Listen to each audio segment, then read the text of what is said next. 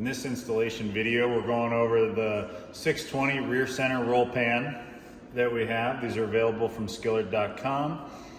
This one's powder coated black. They're also available in raw aluminum. It's going to go between the taillights here. This panel is made out of lightweight, durable 063 aluminum. You can see that we've roll formed it to align with the taillight buckets and formed a lip in the top for extra rigidity to come across. So the roll pan's also going to come with some new stainless steel M6 hardware. 4 of them. I'm holding 2. 2 are actually sitting in here because they actually secure this side, and if I were to pull these out, it just likes to droop. So I just hand tightened these just so it wasn't drooped down for this part of the video. You know, we found, and I'm sure you'll find too, that there's a fair bit of corrosion and rust in these holes, so we needed to use an M6 tap to get that tapped.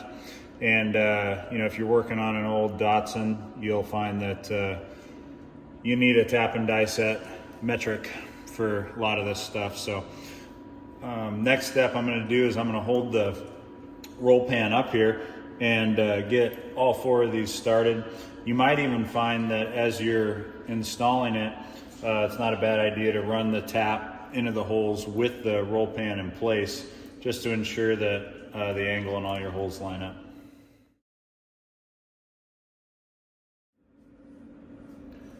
So you can see I popped the other M6 machine screws out. You can see how this guy is drooping down. I just let it down real carefully. You might get a second set of hands in here just to make sure you're not bending anything up. But basically now I am going to position this into place, line up the taillight bucket, the roll pan, and start hand tightening all 4 of my M6 screws.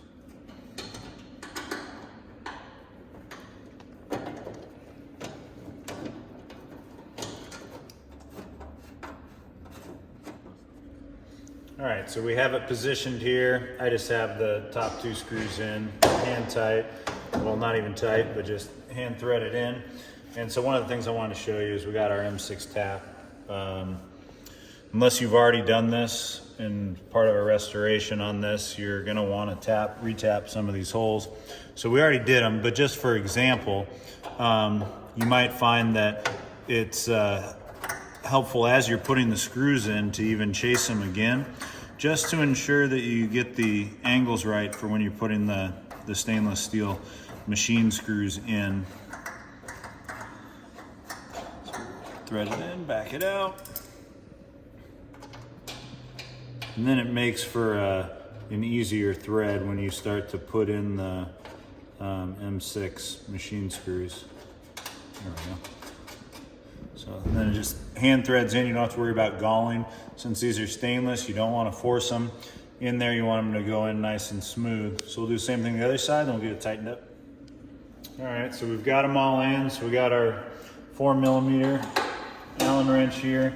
And so these are slotted a little bit up and down, so you can align where you want them. As I come in, tighten this down, and then tighten up the bottom. Make sure we pull it around nice and snug.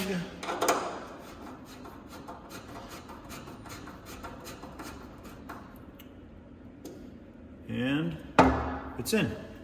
So you can see this one again is powder coated black. It's got a little cutout here to give a little bit better visibility to your license plate if you're still running the plate there.